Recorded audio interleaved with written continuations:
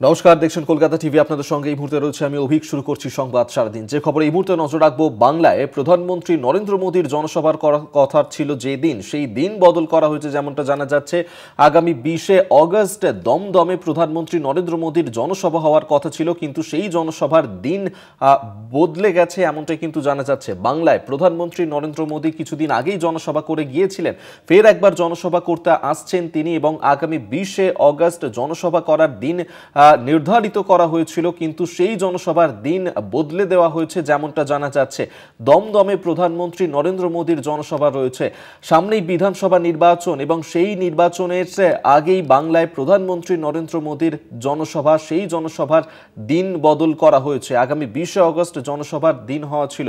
আমরা এই নিয়ে আরো কথা বলবো। বিশেষ প্রতিনিধি অঞ্জন রায় আমাদের সঙ্গে টেলিফোনে রয়েছেন, আমরা সেদিকে কথা বলবো। তবে আপনাদেরকে আরেকবার জানিয়ে রাখবো, যেখানে বাংলায় প্রধানমন্ত্রী নরেন্দ্র মোদীর জনসভার দিন বদল, আগামী 20শে অগস্ট দমদমে প্রধানমন্ত্রী মোদীর জনসভা হওয়ার কথা রয়েছে, সামনেই বিধানসভা নির্বাচন, সেই নির্বাচনের আগে ফের একবার প্রধানমন্ত্রীর জনসভার দিন বদল করা হয়েছে।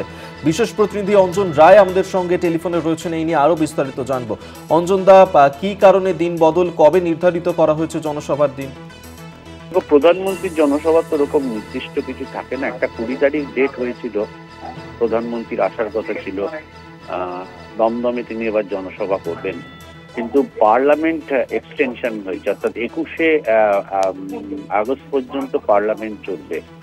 সম্ভবত সেই কারণেই প্রধানমন্ত্রীর জনসভা আসতে পারবেন না 20 তারিখ, তাই ওটা বদলে 22 তারিখ করা হয়েছে। প্রধানমন্ত্রীর দপ্তর থেকে বিজেপি অফিসে জানানো হয়েছে যে 20-র বদলে 22 তারিখ প্রধানমন্ত্রী আসবেন এবং জনসভা করবেন। তিনি বিধানসভা নির্বাচনকে সামনে রেখে যেভাবে বিভিন্ন জায়গায় জনসভা করছেন, উত্তরবঙ্গে করলেন, দুর্গাপুরে করলেন, এবার তৃতীয় জনসভা হবে, সেই জনসভা দমদমে হবে 20-র বদলে 22 তারিখ। ধন্যবাদ। বিশেষ প্রতিনিধি অঞ্জন রায় টেলিফোনে ছিলেন।